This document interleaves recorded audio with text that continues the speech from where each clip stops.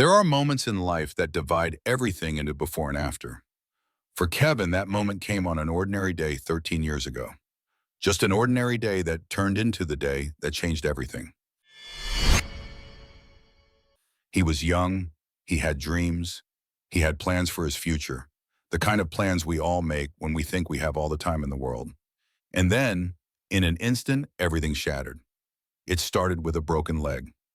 Now you might be thinking, a broken leg? People break legs all the time. They heal. You get a cut, you use crutches for a while, and then life goes back to normal. That's what Kevin thought too. That's what everyone thought. But Kevin's leg didn't heal the way it was supposed to. The pain didn't go away. In fact, it got worse. Much worse. Where there should have been healing, there was agony. Where there should have been progress, there was only suffering. The doctors ran tests, they tried treatments. They scratched their heads and looked at each other with concern in their eyes. And then they gave Kevin a diagnosis that would change his life forever. Reflex sympathetic dystrophy. RS for short. It's a nervous disorder, the doctors explained. Rare, difficult to treat. The nervous system basically goes haywire after an injury, sending constant pain signals to the brain. Imagine your body's alarm system and getting stuck in the on position and never, ever turning off. That's what Kevin was living with. Every single day, every single hour, every single minute, the pain was relentless. It didn't take breaks. It didn't give him days off. It was there when he woke up in the morning, and it was there when he tried to sleep at night. It was his constant, unwelcome companion. Kevin tried to stay hopeful. He really did. He went to the hospital every 2 months like clockwork. He tried every treatment the doctors suggested: physical therapy, medications, nerve blocks, anything that might help, anything that might give him his life back. But the disease had other plans. You see, reflex sympathetic dystrophy doesn't play fair. It's cruel in ways that are hard to describe if you haven't experienced it. And Kevin, he had the worst type, the kind that doesn't respond to treatment, the kind that only gets worse. The doctors tried everything they could think of. They were good doctors, caring doctors. But sometimes medicine has limits. Sometimes, despite everyone's best efforts, the disease wins. And slowly, painfully, they came to a conclusion that nobody wanted to face. They couldn't save his leg. Can you imagine hearing those words? Can you imagine being told that a part of your body, a part of you, has to be removed? That there's no other option? Kevin sat in that hospital room and heard the doctors explain why amputation was the only choice left. The RSD had damaged the leg beyond repair. Keeping it would only mean more suffering, more pain, more trips to the hospital with no hope of improvement. The leg had to go. For Kevin, it felt like losing a part of his soul. He wasn't just losing a leg. He was losing his independence, his mobility, the future he had imagined for himself, the person he thought he was going to be. The surgery came and went. The leg was gone, and in its place, a wheelchair for the rest of his life. 24 hours a day, 7 days a week, 365 days a year. The wheelchair became Kevin's new reality, his constant companion, the thing that defined how people saw him.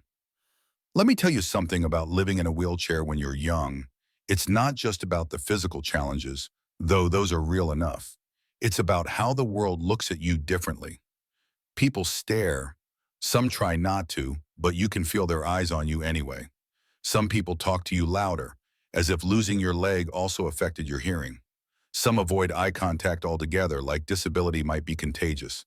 And some, the worst ones, look at you with pity. That sad, head-tilted, sympathetic expression that makes you feel less than human, less than whole. Kevin experienced all of it. Every single day he woke up and faced a world that wasn't built for him. Doorways that were too narrow, buildings without ramps, bathrooms he couldn't access. Simple tasks that used to take seconds now took minutes, or couldn't be done at all. Getting dressed became a challenge. Taking a shower required planning. Going anywhere meant thinking ahead about accessibility. Independence? That became a luxury, not a given. But here's the thing about Kevin that you need to understand. He refused to let it break him. Yes, there were dark days. days when he wanted to give up, days when the pain and the frustration and the loneliness felt like too much to bear, days when he looked at his wheelchair and hated what his life had become. But Kevin made a choice. He chose to keep living, not just existing, but actually living. He chose to find joy where he could. He chose to smile even when smiling felt impossible. People who met Kevin would see that smile first. Not the wheelchair, not the missing leg, the smile. It wasn't fake. It wasn't him pretending everything was okay. It was genuine gratitude for being alive. I'm grateful I can still live my life, he would tell the people. And he meant it, because Kevin understood something that many people never learn. Life is precious. Even a difficult life. Even a life that didn't turn out the way you planned. Even a life with pain and challenges and a wheelchair. Life is still worth living. But understanding that intellectually and feeling it emotionally are two different things. Because late at night, when he was alone with his thoughts, Kevin wondered about something else. Love. Would anyone ever love him? Really love him? Not feel sorry for him, not admire his strength from a distance, but actually love him? Want to build a life with him? See him as a complete person, as a man, not as the guy in the wheelchair? It's a question that haunted him more than he let on. He would see couples walking down the street, holding hands. He would watch romantic movies and wonder if that would ever be him.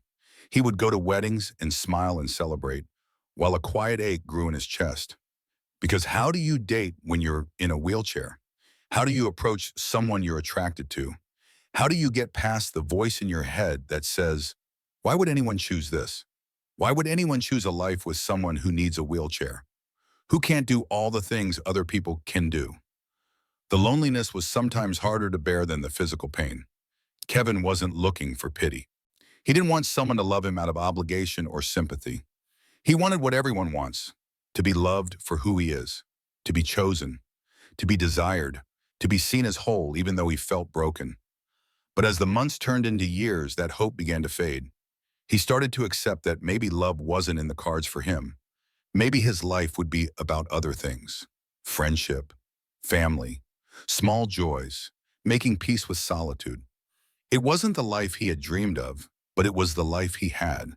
And Kevin was determined to make the most of it, to keep that smile on his face, to keep moving forward day by day, even if he was moving forward alone.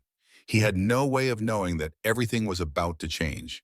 He had no way of knowing that someone was out there, someone who would see him, really see him, in a way no one else ever had. Someone who would look past the wheelchair, past the disability, past everything the world said mattered. Someone who would see his soul. Her name was Kim Didway, and she was about to walk into Kevin's life and change everything he thought he knew about love, about hope, about what was possible. But Kevin didn't know that yet. All he knew was that he was alone, facing another day in his wheelchair, wondering if this was all there was, wondering if anyone would ever look at him and see not what was missing, but everything that was there, wondering if love, real, unconditional, transformative love, would ever find him. The answer was coming. But first, Kevin had to keep going, keep living, keep hoping, even when hope felt impossible. Because sometimes the greatest moments of our lives come when we least expect them. Sometimes miracles happen on ordinary days. And sometimes just when we think we've accepted our fate, life has other plans, better plans, plans that involve a woman with a beautiful soul who sees the world differently than everyone else, plans that involve love that doesn't count what's missing, only what's there, plans that would lead to a moment so beautiful, so powerful, that everyone who witnessed it would remember it for the rest of their lives.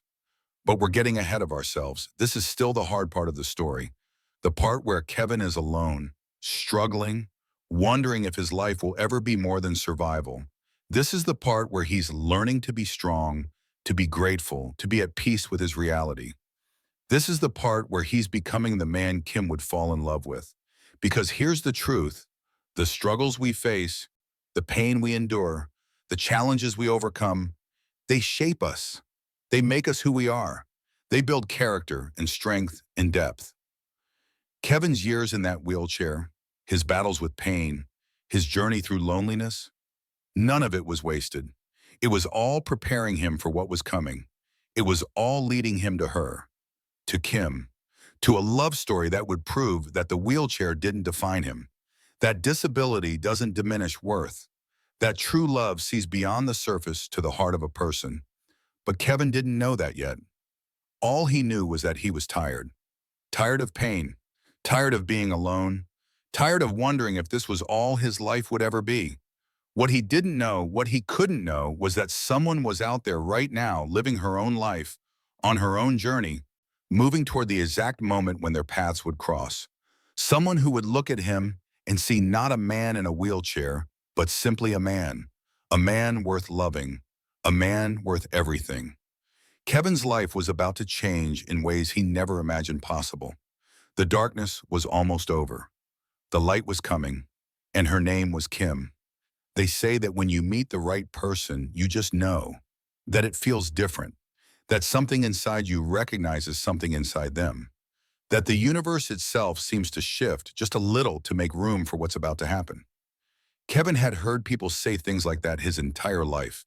He'd seen it in movies, read it in books, heard friends describe that magical moment when they met the one. And honestly, he'd stopped believing it would ever happen to him. But then he met Kim Didway, and everything, absolutely everything, changed. It wasn't a dramatic meeting. There were no fireworks, no movie-perfect moment with music swelling in the background. It was just a moment, a regular day. Two people's paths crossing in the ordinary way paths cross. But the moment Kevin saw Kim, something inside him woke up. She was beautiful, yes. But it wasn't just her appearance that caught his attention. It was something else, something in her eyes, something in the way she carried herself. A warmth, a kindness, an openness that radiated from her. And when she looked at him, really looked at him, Kevin felt something he hadn't felt in years. He felt seen, not pitied, not analyzed, not reduced to his wheelchair or his disability, just seen. Kim smiled at him, and it was the most natural thing in the world. Like she'd been waiting to meet him, like his wheelchair was as irrelevant as the color of his shirt or the shoes he wasn't wearing. They started talking. And Kevin couldn't believe what was happening, because Kim wasn't doing that thing people usually did. She wasn't speaking louder or more slowly. She wasn't asking him what happened to his leg in the first 5 minutes. She wasn't glancing at the wheelchair with that expression of sympathy mixed with discomfort. She was just talking to him, like he was a person, like he was a man, like the wheelchair didn't even exist. Later, Kevin would try to describe that first conversation to friends, and he would struggle to find the words. Because how do you explain the feeling of being treated like you're whole when the world has spent years telling you you're broken? How do you describe the relief, the joy, the pure disbelief of being seen as yourself, your true self, not as your limitations? Kim laughed at his jokes. She asked him questions about his interests, his life, his dreams. She told him about herself. They discovered shared interests, similar values, compatible senses of humor. They talked for hours that first day. And by the end of it, Kevin knew something had shifted inside him. Hope had returned. For Kim, the experience was equally powerful, though in a different way. Because Kim had a philosophy about life, about people, about what really mattered. And it was a philosophy that would become the foundation of everything that happened next. Kim believed, truly, deeply believed, that what's inside a person is what counts. Not their body, not their abilities or disabilities. Not what they look like or how they move through the world. Their soul, their heart, their character, the essence of who they were. She looks at me like the wheelchair doesn't exist, Kevin would later say, his voice full of wonder. And he was right, because when Kim looked at Kevin, she didn't see a man in a wheelchair. She saw Kevin, just Kevin, his smile, his kindness, his strength, his humor, the way his eyes lit up when he talked about things he was passionate about, the gentleness in his voice, the resilience in his spirit. Kim saw all of that, and she saw something else too. She saw a man she could love. I didn't care at all, Kim would explain when people asked her about Kevin's disability, because for me, The important thing is the soul of the person, not the physical. It wasn't that she was ignoring his wheelchair or pretending it wasn't there. It wasn't that she didn't understand the challenges he faced or the ways his life was different from other people's lives. She saw all of that. She understood all of that. She just didn't care about it. Not in the way that mattered. Because Kim had figured out something that most people spend their whole lives trying to learn. Physical limitations don't define a person's worth. Disability doesn't diminish someone's capacity to love, to contribute, to be a partner, to build a beautiful life. His heart has more weight than any member he lacks, Kim would say. And she meant every word. Think about that for a moment. Really think about it. In a world that judges people constantly on their appearance, their physical abilities, their conformity to certain standards of what's normal, Kim saw past all of that. She saw Kevin's heart, and that heart was more than enough. More than enough to capture her attention. More than enough to earn her respect. More than enough to win her love. Because that's what happened next. Kim and Kevin fell in love. Not slowly, not cautiously, not with hesitation or doubt. They fell quickly, deeply, completely. It was love at first sight, that thing Kevin had stopped believing in, that thing that seemed like a fairy tale reserved for other people, not for men in wheelchairs who society had decided were somehow less desirable, less lovable, less worthy of romantic love. But Kim proved all of that wrong. She pursued this relationship with joy, with enthusiasm, with absolute certainty. And Kevin felt like he was dreaming. Every time they were together, he had to remind himself that this was real, that this incredible woman actually wanted to be with him, actually chose him, actually saw him as a complete man, a romantic partner, someone to build a future with. They went on dates, they talked for hours on the phone, they shared their hopes and fears and dreams. They laughed together until their sides hurt. They supported each other through difficult days. They celebrated each other's victories. They fell deeper and deeper in love. And for Kevin, it was like learning to breathe again after years of holding his breath. The loneliness that had been his constant companion? Gone. The question of whether anyone would ever love him? Answered. The fear that his wheelchair made him unworthy of romantic love? Shattered. Kim loved him. Kim chose him. Kim wanted him. Not despite his disability. Just period. Kim wanted Kevin, the whole person, exactly as he was. The months passed, and their love only grew stronger. They became inseparable. They became each other's best friend, confidant, partner in everything. They built something real, something solid, something that both of them knew was rare and precious. And then, inevitably, they started talking about the future, about forever, about marriage. The decision came easily to both of them. There was no doubt, no hesitation, no fear. They wanted to spend their lives together. They wanted to make it official.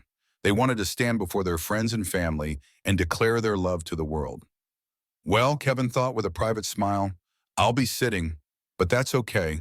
They started planning the wedding.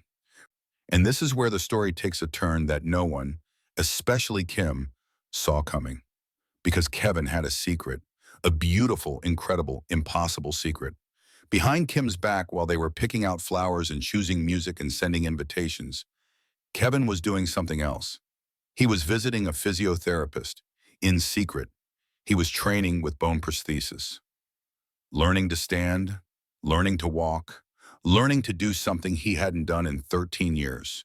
The pain was incredible. Learning to use prosthetic legs after so many years in a wheelchair wasn't like learning to ride a bike. It was brutal, exhausting, agonizing work. Kevin fell, a lot. His muscles had to relearn everything. Balance, weight distribution, how to move in a completely new way. There were days when he wanted to give up. Days when the pain was too much. Days when he wondered if this was even possible. But Kevin had a goal, a singular, powerful, beautiful goal that kept him going through every difficult session, every fall, every moment of doubt. He wanted to stand at his own wedding, not for himself really, for Kim, because Kevin knew that Kim would marry him whether he was sitting or standing. She'd proven 1,000 times over that his wheelchair didn't matter to her, that she loved him completely as he was. But Kevin wanted to give her something special, something unexpected, something that would show her the power of her love, the way she had transformed his life, the way she had given him strength he didn't know he had. He wanted to stand when the priest said, "Everyone, please stand." He wanted to rise from that wheelchair and stand beside her as they exchanged their vows. He wanted to give her a moment she would never forget. So Kevin kept his secret. He lied to Kim about where he was going, what he was doing. He endured the pain and the training in private, never letting on that anything was different. Kim noticed he seemed tired sometimes, distracted, but she assumed it was wedding stress, the normal nerves that come with planning a big event. She had no idea what Kevin was really doing. No idea that he was pushing himself harder than he'd ever pushed before. No idea that he was working toward a moment that would become the most beautiful surprise of her life. The weeks passed, the wedding day drew closer. Kevin's training intensified. The physiotherapist was amazed at his progress. With the prosthetic legs, Kevin could stand. He could even take a few steps. It wasn't easy and it wasn't perfect, but it was possible. It was actually possible. Kevin practiced in secret, imagining Kim's face when she saw him stand, imagining that moment over and over, using it as motivation to keep going when every muscle in his body screamed for him to stop. This was going to work. It had to work, because Kevin wanted his wedding day to be perfect. Not just good, perfect. The best day of his life, the best day of Kim's life. A day they would remember forever. And finally, after months of planning and secret training and anticipation, the day arrived, the wedding day. Kevin woke up that morning with butterflies in his stomach. Nervous energy coursed through his body. This was it. This was really happening. Today he would marry the woman who had changed his life, the woman who had loved him without reservation, the woman who had seen past his wheelchair to the man inside. And today, he would surprise her in a way she never expected. Across town, Kim was getting ready. She was radiant, glowing with happiness. She couldn't believe this day was finally here. She was going to marry Kevin. Her Kevin, the man she loved more than anything in the world. Kim's friends helped her into her wedding dress. They did her hair, her makeup. They fussed over every detail. And Kim smiled through all of it, thinking about Kevin, about their life together, about the vows they would exchange, about how lucky she was to have found someone who understood her, who made her laugh, who she wanted to wake up next to every single day for the rest of her life. She imagined walking down that aisle to him, seeing him sitting there in his wheelchair, looking handsome in his suit, that beautiful smile on his face. She couldn't wait. The ceremony location was beautiful. Flowers everywhere, soft lighting, rows of seats filled with friends and family, music playing softly in the background. Everything was perfect. Kevin arrived early. He was in position, his prosthetic legs hidden beneath his suit pants. The wheelchair was there, just in case. But Kevin was ready. He'd practiced this. He knew he could do it. He just had to wait for the right moment. Guests began to arrive. They found their seats, murmuring to each other about how beautiful everything looked, about how happy they were for Kevin and Kim, about what a perfect couple they made. Nobody knew what was about to happen. Nobody had any idea. The music changed. The ceremony was about to begin. And then Kim appeared at the back of the aisle. Kevin's breath caught in his throat. She was the most beautiful thing he'd ever seen. The dress, the flowers in her hair, the awe radiating from her face. But mostly it was her eyes. Those eyes that had seen him, really seen him from the very first moment. Those eyes that looked at him with pure love. Kim began walking down the aisle, her eyes locked on Kevin's. She was smiling so wide her cheeks hurt. Tears were already threatening to fall, happy tears, overwhelmed with love tears. She saw Kevin sitting there, looking so handsome, so happy, so absolutely perfect. This was it. This was her future. This man, this beautiful, strong, kind man. Kim reached the altar and stood beside Kevin. They looked at each other, and in that look was everything. All their history, all their love, all their dreams for the future. The priest began the ceremony. He spoke about love, about commitment, about the journey Kevin and Kim were beginning together. People in the audience dabbed at their eyes. It was already emotional, already beautiful.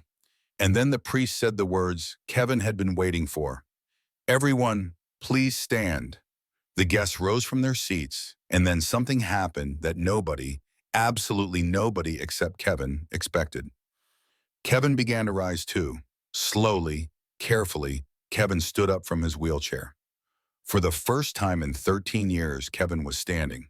On his own 2 feet, well, his own 2 prosthetic legs, but standing, actually standing. There was a moment of complete silence. Everyone froze. Nobody could believe what they were seeing. And Kim? Kim's hands flew to her mouth. Her eyes went wide with shock, with disbelief, with joy so intense it was almost painful. "Kevin?" she whispered, her voice breaking.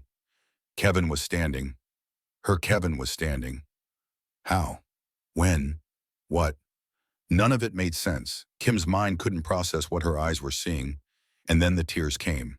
Not gentle tears, not delicate tears that could be dabbed away. These were tears that erupted from somewhere deep inside. Tears of pure emotion, pure love, pure overwhelming gratitude and joy and disbelief. They poured down Kim's cheeks like rain. Kevin stood there, steady on his prosthetic legs, looking at the woman he loved with such tenderness, such love. "Surprise," he said softly. And then Kim couldn't hold back anymore. She rushed to him, closing the small distance between them, and threw her arms around him. Kevin caught her, held her, and they embraced with a love so powerful that everyone watching could feel it. The entire room erupted. Gasps, cries, applause. People were weeping openly. Some were laughing through their tears. Some were just staring in complete awe. Nobody could believe what they had just witnessed. Kevin was standing, actually standing, holding his bride, strong and steady and absolutely triumphant. Kim was sobbing into Kevin's shoulder, holding him so tight, unable to let go. "How?" she kept asking between sobs. "How? When did you? I can't believe. Kevin, I can't believe this." "I wanted to surprise you," Kevin said, his own voice thick with emotion. "I wanted to stand beside you. For you. Because of you." "Because of me?" Kim pulled back just enough to look at him, her face wet with tears, her eyes shining. "Your love gave me the strength," Kevin said. "You made me believe I could do anything. You made me want to try. You made me whole, Kim. I wanted to show you. I wanted to stand for you." Kim shook her head, crying even harder now. "You were always whole, Kevin. Always. You don't understand. You don't need to stand. You were already everything. Already perfect. Already complete." "I know," Kevin said softly. "I know you believe that. That's why I wanted to do this. Not because I thought you needed me to, but because you deserve everything. Every beautiful moment. Every dream coming true." They stood there holding each other, both crying now, both overwhelmed by the magnitude of this moment. Around them, the guests were experiencing their own emotions. People who had known Kevin for years, who had seen his struggles, who had watched him learn to live with his disability. They were witnessing a miracle. Not just the physical miracle of Kevin standing, but the miracle of love. The miracle of two people who had found each other against all odds. The miracle of acceptance, of seeing past surfaces to souls, of choosing each other completely. The priest had stopped talking. He was crying too, unable to continue for a moment.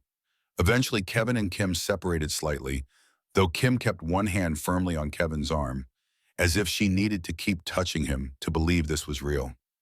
They turned to face the priest together.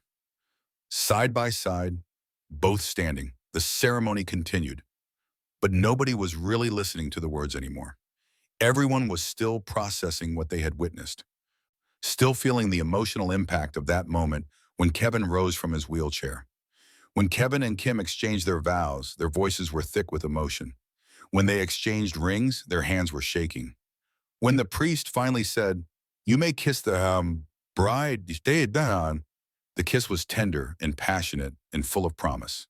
And through it all, Kevin remained standing, strong, steady, supported by his prosthetic legs, yes, but also supported by something more powerful than any physical support, supported by love, by Kim's love for him, by his love for her, by the strength that love had given him to do something he never thought possible. The ceremony ended. Kevin and Kim turned to face their guests as husband and wife. The applause was thunderous. People were still crying, still amazed, still processing the beautiful, impossible thing they had just witnessed. Kevin looked out at all those faces and felt a joy so complete, so perfect, that he thought his heart might burst. This was it. This was the moment he had worked for, the moment he had dreamed of, his wedding day, the best day of his life.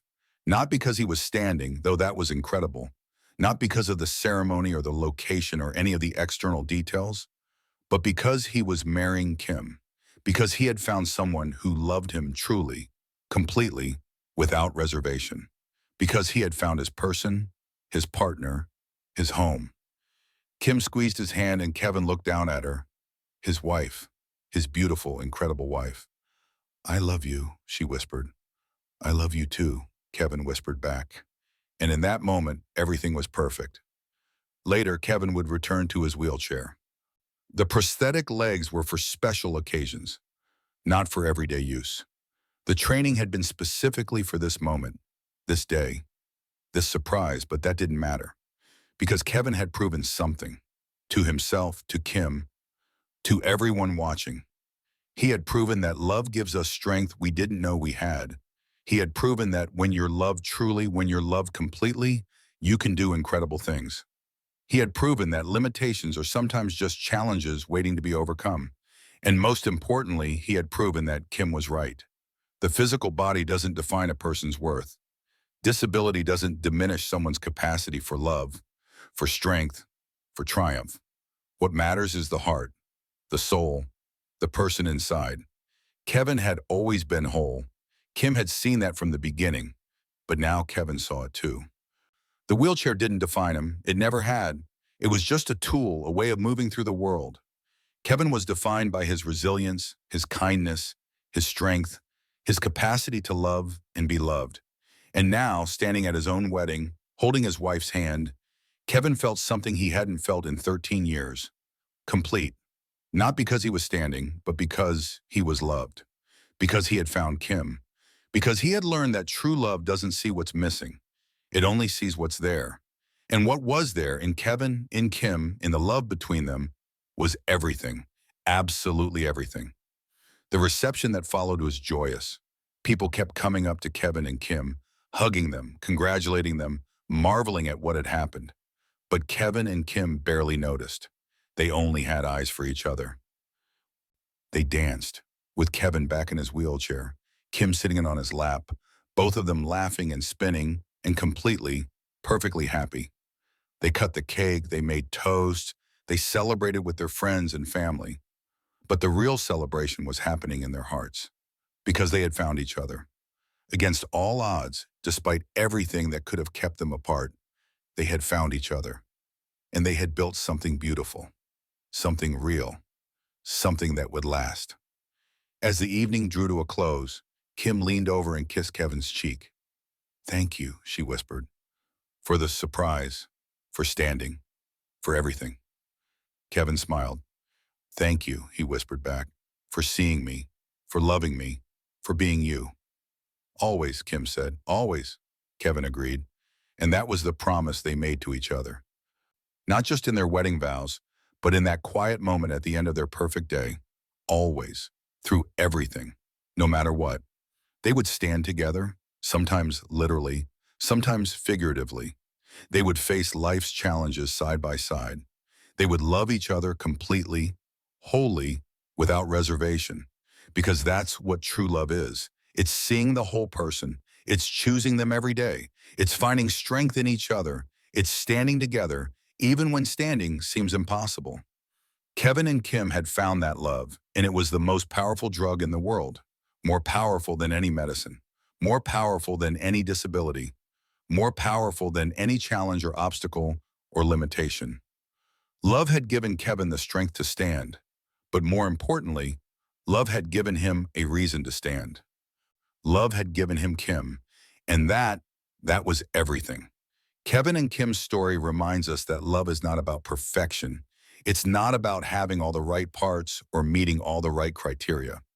Love is about seeing someone's soul and saying, yes, you, exactly as you are.